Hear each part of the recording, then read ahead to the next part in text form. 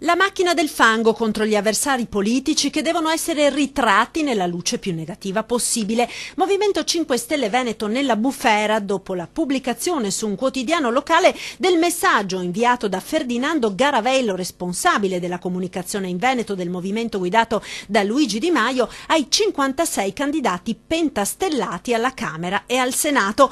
Faremo molta comunicazione negativa sui partiti e sui candidati, si legge nella direttiva.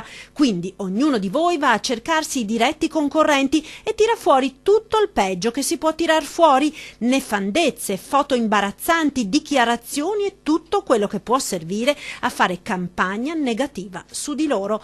Insomma, un invito a spalare quanto di peggio si possa ai diretti avversari nei collegi, che viene proprio dal movimento che si era schierato contro quelli che venivano chiamati i professionisti del fango.